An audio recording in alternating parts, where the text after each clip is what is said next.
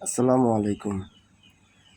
আজকে কিভাবে 45 ডিগ্রি অ্যাঙ্গেলে টাইলস কাটতে হয় সেই কাটিং ভিডিওটা দেখাবো ইনশাআল্লাহ। অনেকেই আমরা সঠিকভাবে টাইলস কাটিং করতে পারি না, তাই আজকে ভিডিওতে সেইটা তুলে ধরার চেষ্টা করব ইনশাআল্লাহ। প্রথমে আপনাদের অবশ্যই টাইলস ভিজিয়ে নিতে হবে, বা টাইলসটা ভিজিয়ে নিলে টাইলসটা সুন্দর কাটিং হয় এবং ফিনিশিংটাও ভালো হয়। কারণ টাইলসের ফিনিশিংটা যত ভালো হবে আপনার কর্নারটা তত সুন্দর করে মিলবে।